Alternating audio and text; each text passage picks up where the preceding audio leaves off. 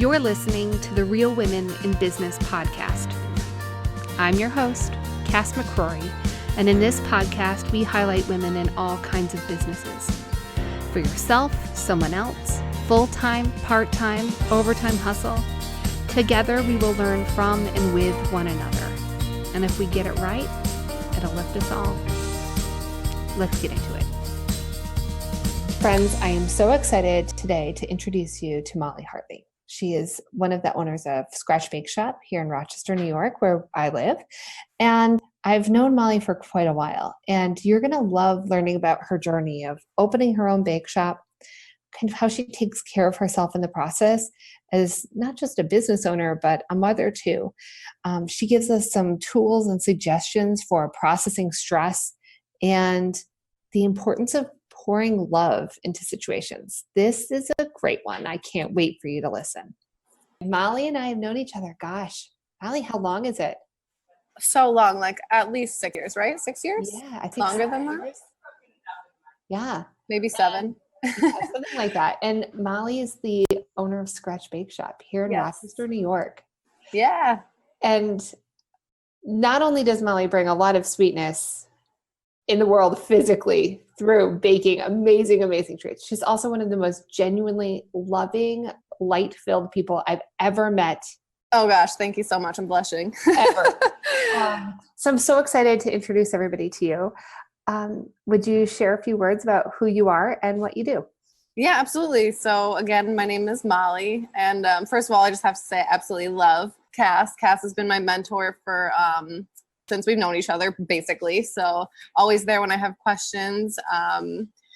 A little bit about me. So I am a very creative-minded person. I've always been very artistic, kind of introverted. So growing up, I spent a lot of time alone, just like doing my own creative projects. And a lot of that was spent in the kitchen, coming up with different baked goods and recipes and just dreaming up my future. I don't think I realized at the time that what I was doing was dreaming up my future, but I definitely was throughout all of this creative work and practice, manifesting what would later be Scratch Bakeshop.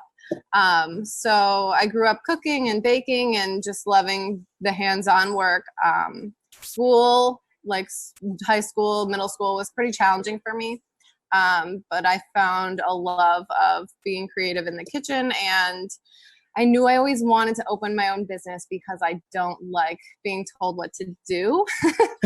And I've always been pretty strong-headed and stubborn, and I want to see my own projects through and without anyone getting involved as far as telling me how to do it or what's the best way to go about it. I want to learn on my own. So yeah, it was always my dream to start my own bakery, and I didn't expect it to happen so soon. I thought that I would go through life in a very specific path as far as graduating college, getting married, having kids, and then maybe one day opening a business. But it happened a lot faster.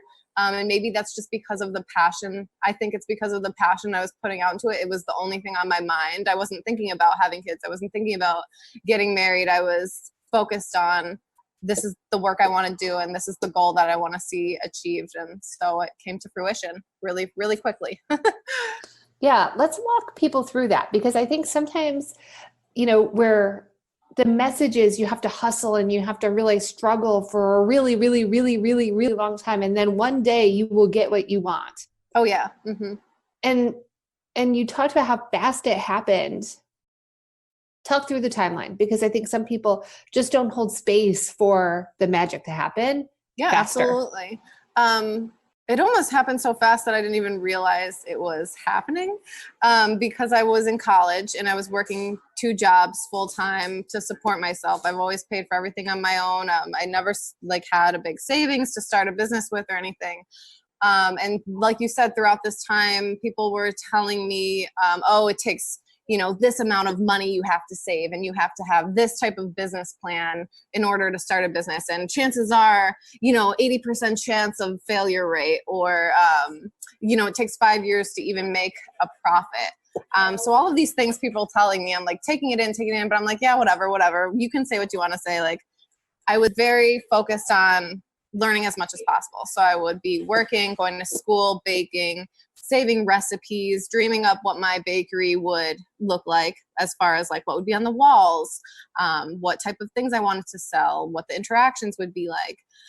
And then through word of mouth, certain people in my life would push me. So there were a few different, like you're a mentor to me. There would be a few different mentors, whether it's a boss that I had, a head chef at a restaurant, my boyfriend at the time, his mother became a very close mentor to me. These people were really seeing my passion, how hard I wanted to open a bakery one day, the things I would create, and they were like, you need to do this, and we're gonna push you a little bit. So they would say, hey, can you create a cake for, you know, so-and-so's birthday or graduation? And I would start to grow my little business out of my home more and more and more. So this started in college, and I was living in Albany at the time, and I wasn't really sure, like, do I want to stay in Albany? Do I want to move? I don't know if I'm ready to start my own business here. So it wasn't really something that I pursued a lot, but it was something that grew a little bit. And that business was called Molly Cakes. So that was like the first baby. And then when I ended up coming into Rochester and working at a local bakery, the same thing would happen. Like I would start doing cakes and things on the side for people. And it just kept growing and growing and growing. When I met my business partner, Kate, she actually said, why don't we just start to try our own like actual bakery? Like you're doing word of mouth orders for the side, for friends and family on the side. Why don't we just try to start our own actual thing? So we started with an Instagram and a Facebook, and not even realizing the power that social media would have over the business. And I definitely think that's what helped us grow the most. And then to fund it, we actually started a Kickstarter. So neither of us started with anything, had no savings. We were living paycheck to paycheck, making minimum wage, basically. So the Kickstarter was really what got everything rolling for us. It was just $10,000, which basically bought our oven and like a couple mixers, like barely anything. But it was what started it. And from there on, it was just like, go, go, go, the momentum. It was almost like a ball that just kept rolling and rolling and like kept getting busier and busier and busier. Through the presence of our social media, like we posted things every single day. We kept up with posting, and we were really, really excited about it. And I think that when people see that you're so super excited about something, they get excited about it because you're putting this energy, this positive energy out there that people just, it's contagious. People want to know what you're doing and see what you're doing and read about it and come in when you eventually open a shop, which is what we did. Yeah. Do you have any other That's questions awesome. about this process? I don't know if I'm explaining it right. Yeah. Well, in the mix of all of this, you also have a son. Yes. Yep. So Ollie is going to be 3 in August. Yep. Which is just crazy. It is crazy. It is so crazy. Yeah, I didn't. Another like surprise in life, as life has given me many blessings and surprises that I didn't expect so soon.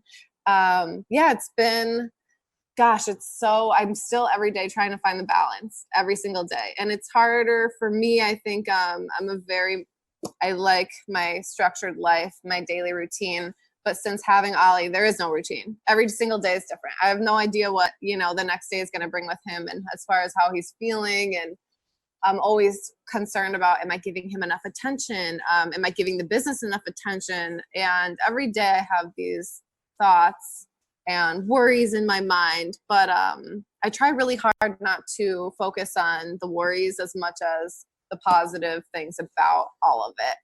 Like what a beautiful life that I have right now, beautiful business, beautiful child. And it's okay that it's not perfect, and every single day is going to be different. And I'm still learning. I think that you're always learning in life. And for me, growth and like self-development is a very important thing. And I'm every day trying to push myself to be the best I can be.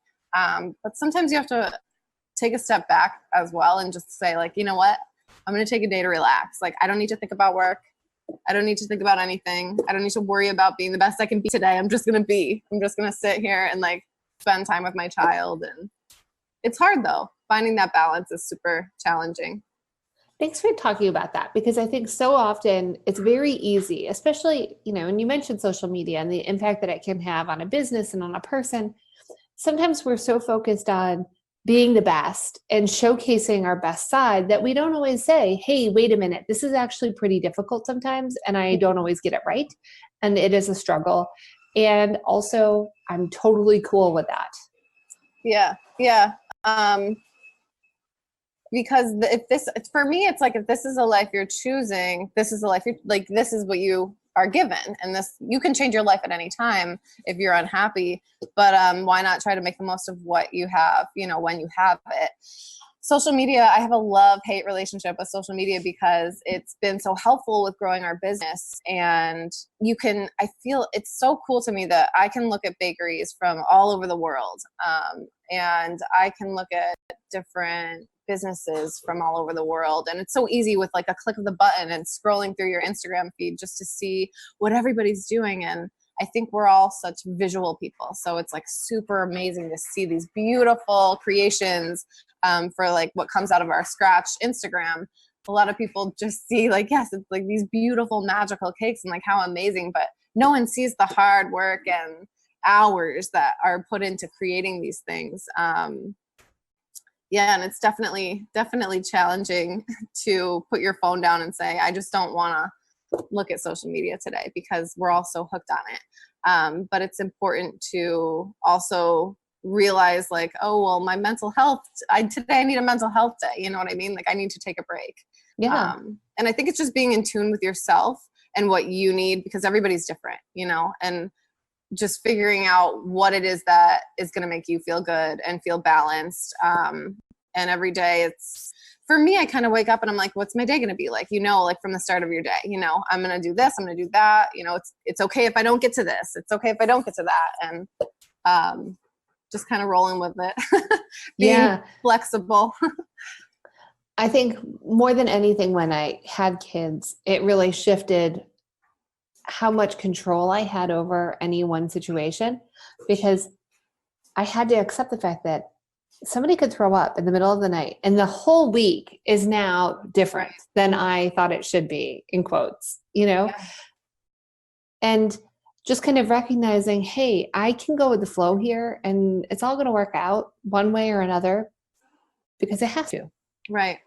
I think having in those situations, and that just made me think of having a good support system, because I'm the type of person that wants to do it all on my own. Like I told you before, I don't like being told what to do. I like figuring things out on my own, and I hate asking for help. And I don't use the word hate often, but it is like so hard for me to ask people for help. However, that's been something that I've been focusing on a lot this year, is like being okay with asking for help. People want to help you, and I want to help people. Like, I'm the type of person that will literally give you the shirt off my back, whatever you need.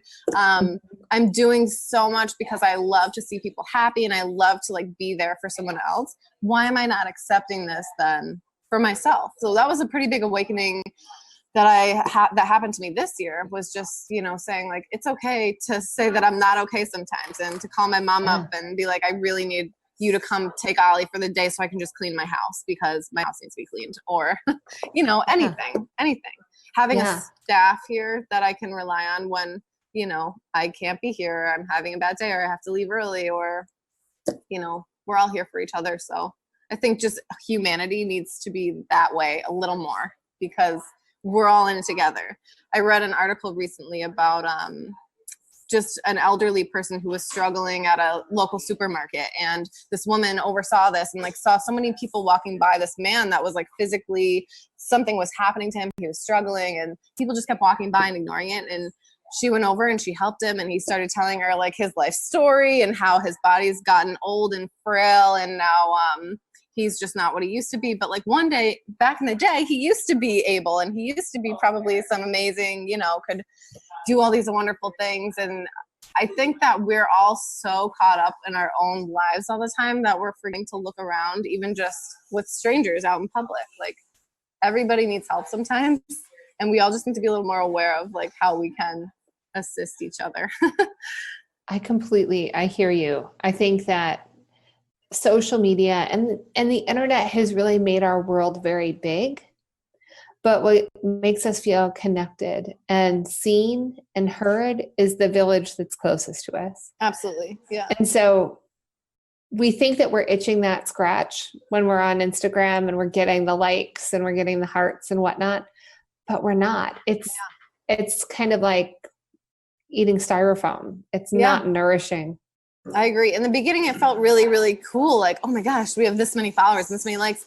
But now I'm just like, it's just another thing. It's just another thing. If I'm not having these like face-to-face interactions, like if I'm not getting to see and talk to my customers, our wedding clients, and like really experiencing it in real life, it's just loses its meaning. And to me, I'm just the type of person, and like maybe that's okay for other people, but I'm just the type of person that needs that like connection with other people. Yeah. I've asked this question of every single guest, and I'd love to know what your answer is. How can people make you feel appreciated? How can people make me feel appreciated? I mean, obviously, I feel appreciated when people keep coming back to us, like coming back to the business. Last weekend I went downstairs into the bakery, and there was a woman sitting at the table who she was one of our very first wedding clients. She actually came before we even had a bakery. I was doing tastings out of my mom's house. She came to my mom's house in Penfield, which is, 15 minutes from downtown, and did a wedding tasting with us. And she's still coming in to this day, 5 or 6 years later, to just come in and get a cupcake and sit with her friends and have coffee. And right when that happened, there was another family that had asked for me to come out, that I've been doing their birthday cakes and celebration cakes and desserts since we started. That feels amazing. And when you're having a bad day, which I was, something like that can turn it right around, because you're like, wow, like these people see what the work that I'm doing is the work that I love. And like, there's nothing better than that being received well and people to continue coming back to us for that reason, Yeah. Yeah. I mean, I think you're involved in so many people's milestones. Yeah. Like there's these huge milestones, these big celebrations, and it's so funny. This is a terrible story. I don't even know if I should tell this. We were having this conversation over a Memorial Day weekend. My cousin is getting married and all of this. And, I was married before. I was married to George, and we had a wedding. And so my uncle goes, the wedding, it was okay. But that cake that you had at your wedding, that was still the best cake I've ever had. And it was just so like, funny. It was just such a funny thing. There's things that are resonant in people's lives. And so frequently it is the cake. Yeah, it's the food. It's the sweets. It is. Absolutely. It's the thing that ties their memory all up together. And I think there's something really powerful about it, because I think it's a senses thing. I think when you experience something that is artistic and beautiful, and you can smell it and you can taste it. Yeah. It just involves so much more of your senses than anything else. Mm-hmm. And maybe that's why I love what I do. Like it's just, I grew up loving like the visual like look of different cakes, and then creating them and smelling them, and then you get to taste them. Yeah. I think people are another reason why people are so picky about the food that they eat. Yeah. But I have really, really high standards for food and baking and bakery items and sweets. And if it's not good to me, then I feel like it's probably not good, because I'm pretty picky. But I think that's why we put out a great product too, because I really, really care, almost to the point of insanity. But I think that's what makes this work. Nice. How do you take care of yourself in the midst of taking care of another human and taking care of a thriving business? How do you do that? I wouldn't say that I'm taking care of myself. No, I'm just kidding. I do try to take care of myself. It's definitely, sometimes there are harder days than others. Yoga has become really important to me. Meditation. Can't even like say enough good things about doing a regular meditation practice. I try to journal a lot, but it's also a form of meditation for me. Mm-hmm. Honestly, baking is kind of a form of meditation for me as well. And I hear a lot of people say that, that when they're like baking in their kitchen, and most of the time it's when I'm baking, not like for work. If it's not towards like a specific goal, if it's just like, I feel like making muffins at home, like that is a really meditative practice for me. I get distracted easily. So I think that has to do with like my creative mind a little bit. And so I have to stay really focused as far as what I'm eating, how much sleep I'm getting, working out regularly, whether that's yoga or running. Something that helps me with stress is running. I think it's really important to find what are the tools that help you with stressful situations, or getting that stress out of you. But the meditation has been really, really helpful in a lot of different areas in my life. I feel like I've gained a lot of clarity as far as how to make decisions.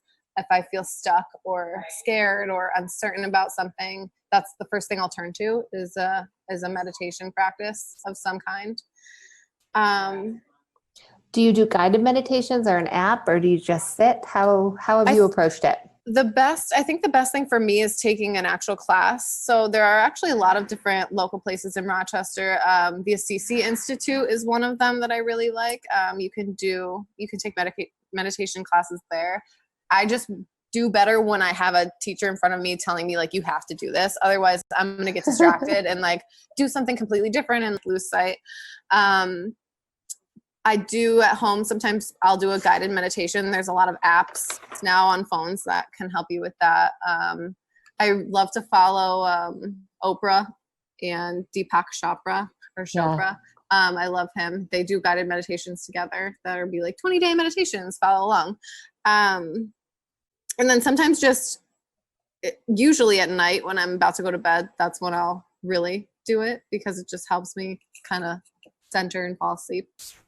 But yeah, taking care of myself is something that I try to do on a regular basis. Sometimes I go a little off track. Usually around my birthday for the whole month, I'm a little bit like eating a little too much of things I probably shouldn't, drinking a little too much of things I probably shouldn't be. But that's just me. I think I'm a really sensitive person. So if I'm not consistently eating healthy or getting enough sleep, I notice myself start to deteriorate a little bit. I'm just not as happy. I'm not as positive. I can't be as focused enough. But then it goes the other way too, where I think that sometimes you can be so hard on yourself where you're like, I recently completed the Whole30 challenge, for example, which was definitely challenging for me. I'm glad I did it, but I think that's a little too extreme for me. Like, trying to do that every single day and eat that healthy every single day while working out, while taking care of business, while taking care of a child. So, find the balance. Yeah. I have found great peace in realizing that each season exists on its own. Fall does not exist on top of winter, and winter does not exist on top of spring. Like, there are seasons for things. Yeah. We were just talking about this earlier today downstairs. So interesting. Yeah, we were. Because I think you can't be everything and do everything in some definition of somebody else's definition of right all of the time. Mm-hmm. Yeah. And it's like, everybody's different. Exactly. Everyone has a different definition of what is right, what is good, what is the best, and it can really start to eat away at you if you're like constantly and like that self-criticism, like I'm not good enough, I'm not skinny enough, I'm not, this enough, I'm not doing enough. It's like, it's too exhausting. So sometimes, and again, that's, I think where meditation comes in, is because it forces you to just like be and focus on your breath and be in the moment. And that's another thing that I try to focus on daily, is just like being present, and just letting things be what they are without worrying too much. Yeah. There's so much around this idea of taking up the space of the moment that I've been playing with, because I've been very busy with a lot of things to do, which is something that I really pushed away from. Like, if 95% of the time I will say I'm not too busy, and that's by design. Mm-hmm. But lately I've been busy, and I've been trying to like claim the spaciousness of just being present in this moment. Because if I do that, if I'm just here now, I can't be thinking about the all-consuming what's next. Right. Your to-do list. Yeah, because the what's next is just wow. I know. And time has been going by so fast. I've been thinking the same thing, like way too busy, way too busy. How can I cut it back? But there are ways you can cut it back. And I think it's just being mindful, especially like social media. It's been something I've been really trying hard lately, is to get off my phone, like stay off your phone. You know, when I'm with Oliver, stop checking my email. Yes. You know, focus on spending time with him. Yeah. I've, for a long time, I had email off my phone. I remember you telling me that, and I was like, how can she do that? For a long time. And then I slipped back, because that's what happens with any habit. If you don't keep practicing the habit, it slips back. Right. And I forget what happened. I think we were going away, and I was like, I don't want to bring my computer, so I'll just turn my mail back on and it'll be fine. And then I never turned it off. Yeah. And today I actually just took all of the mail back off my phone, because nothing good happens with it on my phone. Yeah. I am completely distracted. I think I can handle problems on my phone, which I cannot. Right. If I'm actually giving it the attention that it deserves, that means I'm sitting down at a desk somewhere with a computer and being responsive. Right. You're just going to read it again later anyways, Yes. when you go back onto the computer. Yes. Like, and I'm just spinning myself up and creating all of this motion and like energy around something that I actually am not prepared to do. right. Yeah. I found myself in so many conversations with people where I'll like look at my email while I'm talking to them and then completely zone them out. And they're like, hello, are you listening to me? I'm like, that is so rude. I'm so sorry. I'm going to put my phone away. I'm going to hide it from myself and be here present with you and talking to you. My husband is listening to this, and he was like, and he is definitely saying, yeah, Cass does that. Yeah. And I do, and it's terrible. And I know that it's habitual. I mean, I think that's the only thing I can say. And it's not intentional. Right. And I have to be intentional about the access that I let it have to me, so that I make better decisions. Yeah, absolutely. Absolutely. And I think at least we're conscious of it, because I think there are a lot of people who aren't conscious of this, but we're like, oh my gosh, we just did this. I know I did this and I shouldn't be doing this. But we're also setting examples for our kids. And I know Ollie has at my mom's house a tablet that she'll give him to use, and I'll find him on all sorts of weird YouTube channels. It's like, how did you even get to this? And he knows how to use my phone, and he's not even 3 yet. It's like, No. Me being on my phone is not setting a good example for him. So I try to remind myself of that too. I think since having him, a lot of me changed as far as I have 2 little eyes always watching me. And now I really want to make sure that I'm doing things that I believe are right and, you know, morally right, and setting good examples. And Yeah, it's a heavy weight. I think there was one time Lexi was very little, and she emulated me in not a really flattering way. you're like, And oh I God, was like, she's going to become me. yes. And then recently, you know, we're in the car and we're at a red light, and the light turns green and the car in front of us doesn't go. And Brayden goes, are you kidding me? And like has big arms and is like. It's really funny you said that, because the exact same thing pretty much happened with Ollie the other day. And he was like, is that car in front of you a jerk? And I was like, what? He's like, is that car a jerk? And I'm like, no, buddy. Like, why would you say that? And I'm thinking to myself, I've probably called cars jerks in front of me before. Right. He hears everything. They're mirrors. Yep. Better or worse. They are Yep. mirrors. Oh, goodness. So there's some people that are listening to this that are just starting out. And I'd love for you to give a little piece of advice to that person that's just starting out, graduating from college this month. Mm-hmm. What do you say? Wow, there's so much advice that I like always want to give people. I could talk about it for hours and hours and hours. What is the most important? I feel like we've touched on a lot of what I think is the most important, and some of that I'm just learning, you know, as of late, or since having Oliver, is, you know, finding the balance in your life, asking for help, especially when it comes to starting a new business. Kate and I, there were a lot of things we didn't know anything about. Neither of us are very business minded. So we had to ask for a lot of help from a lot of people. Our specific community in Rochester was nothing but wonderful. The people here that we've met that have helped us, given us advice as far as, financial advice or help with our website. There's a lot of things that we can do that run the business, but there's a lot of things that we can't do. We recently just hired a bookkeeper because we are starting to get so big that we can't really do all of these things. We just don't have there aren't enough hours in the day.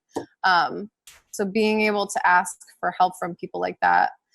When I was in college, I think I learned more taking on as many jobs and internships as possible. So I think doing that is extremely helpful. Learn as much as possible. You can never learn too much. Even I wish that I had more free time. I'm always saying this. I wish I had more free time for this. But to be able to go into other bakeries to see how are they running their business? How can I be doing something differently? Or taking a business class or two. And I'm sure down the road that I can. When Ollie's in school, I'll have a little more time to do those things. Something else I was going to say about internships, working, being in college, asking for help.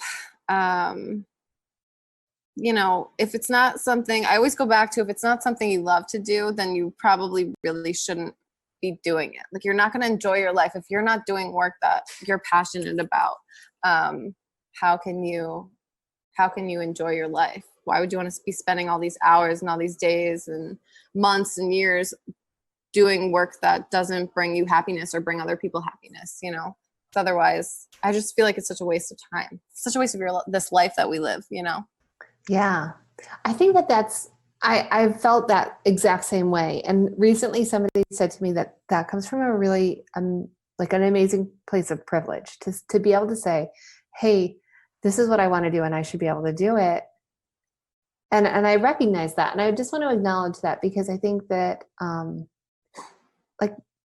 mothers, they didn't feel like they had that choice. It wasn't absolutely. Yeah. And thank you for laying that groundwork, Mom, and all of those women that did the things that they did so that today you and I can be in a position where it's I love my work.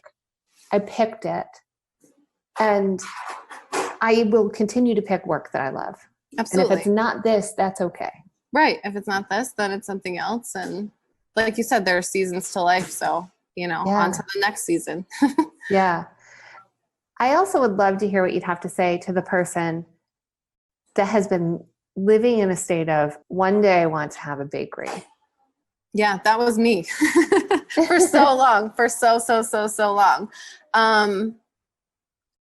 If you should just do it. If you want to do something, just do it. One day I want to do this. One day I want to do that. I think fear is holding so many people back from doing so many things in life, from saying so many things, from being so many things.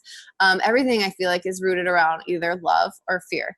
So when you're feeling fearful, just pour in love. And again, with the meditations, there are so many guided meditations.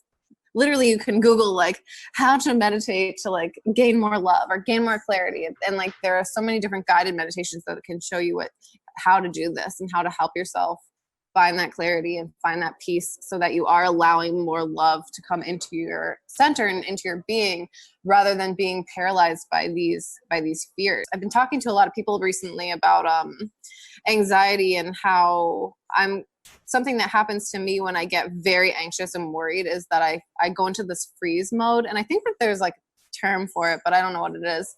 But where you just feel paralyzed and you can't even do anything. You can't make any moves.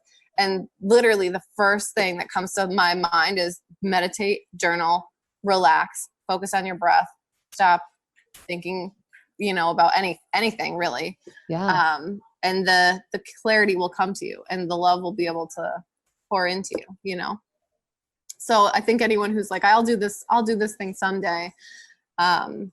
What's holding you back? Figure out what's holding you back. Is it a fear that, you're not going to be good enough or whatever? You don't have enough money. All of those things don't matter because when you're going to do something, it's going to happen for you one way or another. If you really, really want it and you're really passionate about it, and you're working towards that, it's going to happen. And for me, I've told a lot of people this, be careful what you wish for because it could happen sooner than you think and it could grow faster than you think it will. you know, so. I think something that you've done that I've witnessed is you and Kate too, you were always taking the best next step. You weren't waiting for the perfect circumstance in every single way before you leaped. Like you were working on cakes in your home. You came to my house and did an epic Easter egg coloring cookie situation with little girls and like So fun. won over hearts of 12 little 5-year-olds, right? Like you always were saying yes to the opportunities that got you closer and closer. And like you opened up a location and it was not perfect by any stretch of the imagination, but it was the best next step. Right. I look back to the days when we were baking out of our apartments, and I never once thought like, this sucks. I only have one oven rack and I don't even have a KitchenAid. Like, this is terrible. I can't do this. I literally was like, this is fine. We're going to make this work. Like, we're going to do anything we can to grow this business. And I don't know if that's because Kate and I come from both very similar backgrounds. We grew up in a pretty middle class to lower poverty kind of level family. Neither of us really had a lot of extra. I know Kate told me she used to sleep in her dining room in a closet growing up because their house was so small. I can remember days where my parents were counting pennies to go buy bread and groceries, and so we didn't ever really have a lot. So I think coming from that type of background, you just make it work because you never really knew any different. You know what I mean? Like you just make the best out of your life situations. And I think that our parents are similar too. Our moms are very similar, where it's like, you never really felt like you didn't have a lot because there was so much love and happiness. Mm-hmm. And my mom is a very much go-getter attitude. So it's like, you just do what you do. And that's all you know. That's all you know. There's no other option. Yeah. I think that so many people have talked about that. I mean, Elizabeth Gilbert recently talked about that in an interview. I think it was with Debbie Millman. I'll link to it in the show notes. But about how, at 18, she knew she was on her own and she was just going to figure it out. Right. And it wasn't that she wasn't loved and supported. She was. But it was time for her to fly. And that's what she was going to do. Mm-hmm. And going back to you, so you saying the yes thing, we always said yes. You actually gave us that advice. And I don't know if you remember giving us this advice. Well, I think one of the very first meetings Kate and I had with you, you said when we first started Scratch, you have to say yes to everything. Like anything that comes your way, whether it's interviews, public speaking, orders that you don't really want to do, anything to get the word out there about your business. So we were working tirelessly just because we never said no to anything for, I want to say, the first 1.5 to 2 years of the business. And now we're at a point where we don't have to say yes to everything, right? Nor can we. We just don't really have the time, or we're not 20 different people. So we just can't. And that's a cool thing to get to that point where you're like, I can pick and choose and be a little bit selfish as far as how I want to spend my time and divide my time between personal life and business life and all of that. So that's pretty exciting. But it was awesome. Extremely helpful in the beginning because obviously it got us to this point, Yeah, I think a lot of people talk about that. If it isn't a hell yes, it's a no. And I agree with that. But at first you have to say a lot of yeses because you don't really know what your no is. Right. You have to learn from that. You can't just and I believe that's true. You have to say yes to everything that comes your way for a period of time, and then you can be discerning. I think that the amount of growth we both went through in that time because of saying all those yeses is just absolutely incredible. I'm literally a completely different person. I've always been pretty introverted, but when I know someone, if I feel comfortable talking about something that I know about, like baking and the business, I can do it so easily. But back in the day, I would clam up. I could barely talk on the phone or make an appointment when we first started. It's crazy to think how far I've come since then. But if I hadn't gone through all those experiences, I would never be where I am right now. For it'd probably take another 5 to 10 years. Yeah, maybe. It might have. You would have gotten there. I think eventually. That's true. Yeah. But how great it is that you're on this journey and at this pacing, and the timing is always right for you. Yeah, I feel very fortunate. Another thing, I feel like a word that's overplayed a lot, I think, is gratitude. But I truly believe that having an attitude of gratitude, is the most important thing in life, because how there are days when I'm exhausted. There are days when I've had 4 hours of sleep, 3 hours of sleep, and I'm like, I don't know what I'm doing. Like, am I happy? Is this really what I want to do? But if I focus on all of those things that I'm grateful for, it's like, wow, my life is actually beautiful and amazing. And I can't believe I was complaining. It's okay to complain, but it kind of puts it into perspective for you, as far as my life is beautiful. And I really have so much gratitude for every single thing, every good thing, every challenging thing that I've been through, it's brought me to this place. So in episode 9 with Hope Eaton, she took my gratitude practice up a notch, and I'm going to share with you what she suggested. Awesome. So in addition to doing, the 5 things that you're grateful for, she suggested doing 3 things that I appreciated about myself. I love that. In the day. And that was a shift for me, because I find it very easy to be grateful for my life and grateful for the people in it and the experiences and all of those things. But to be grateful for myself and for my body felt really, I don't know, it felt uncomfortable. Yeah. We were talking about this earlier today too. Self-confidence is something that I've struggled with my whole life.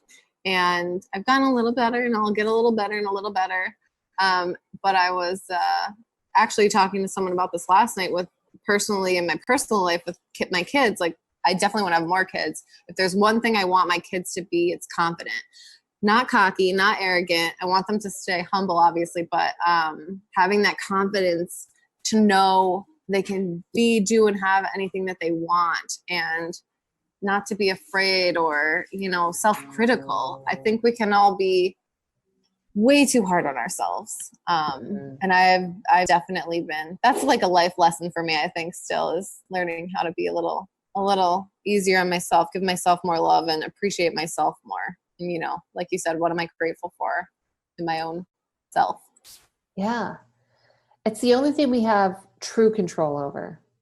So to show it gratitude, I'm excited to can share what results from it for me personally, because I think I felt a level of uncomfortable that said, oh, okay, this is your next level. This is the thing that's going to unlock something really special for you. But it's not going to be easy per se. Yeah. To get there. That's your intuition. You have the best intuition. And that's another thing I wanted to touch on, as far as if you're starting a business or really with anything in life, is to follow your own intuition. Yes. And that for me circles back to taking care of yourself, because if you're not getting enough sleep and eating healthy and feeding your body and your soul things that you need and love, and you're not going to be able to even tap into your intuition. You're just going to be, so foggy that you won't be able to. So, yeah, I think that intuitive knowing, it's such a gift, but it needs so much care to be heard. Like, you have to give it enough white space. You have to be rested. You have to eat well. You can't overindulge in any one thing. Like, all of those, when you don't do the right things for your being, it won't let itself be heard. Right. Yeah. And it's not, it's not always easy. Oh, it's not, but it's always worth it. Absolutely. Yeah. Yeah. Oh, Molly, this has been an awesome conversation. I want to do a lightning round of questions for you. Okay. What is your go-to jam when you need to up your energy? My energy. I listen to a lot of pop remix songs. So like pop songs that are remixed. I love a lot of like high energy songs. So anything that's really energetic.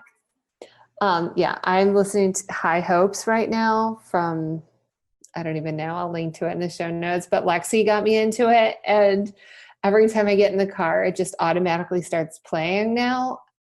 That's amazing.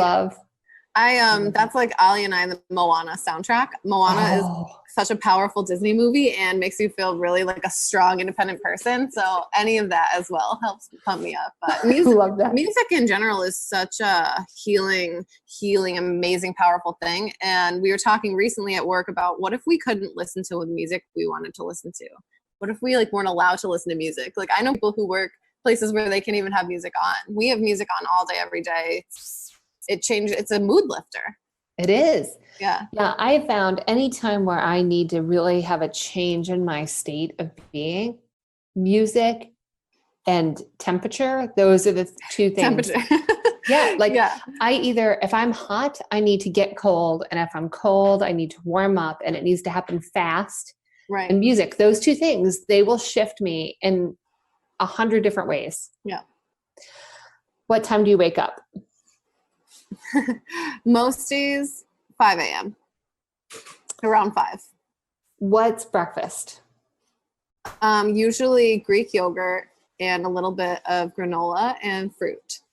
When I was doing the Whole30 though, you had to stick to like eggs every morning. And I honestly can say that I had more energy throughout the day when I was eating eggs for breakfast, but it's hard to meal prep isn't an easy thing when you have so much going on in life.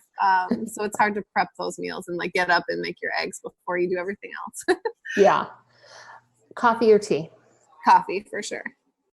Morning person or night owl? Morning person, 100%. What is a book you've given the most? The Secret. Favorite ritual? Oh, favorite ritual. I love our nighttime ritual. My nighttime ritual with Ali is the same because we do bath time with him and we read books. Does that count? Yes, it's more absolutely. for him. It's more for him than it is for me, but I guess it's for me too. It makes my heart happy. But we do bath time and books, and I put him to bed, and then I kind of do my own book reading, bedtime, meditation ritual. So, nice. Yeah. How can people find you online? Me personally or the business? Whichever you like to direct people to. So the business is Scratch Bakeshop ROC on Instagram and Scratch Bakeshop on Facebook. And our website is scratchbakeshoproc.com. And I'm always linked. My personal Facebook and Instagram are always linked to the business. So awesome. Molly, thank you so much. This thank you was so an much. awesome conversation. I can't wait to see share it. Awesome. It's always amazing to catch up with you, and I wish it was in person, but I'm sure I'll see you soon. Yes, soon. All right. We'll talk then. Thank you so much for having me. Thanks.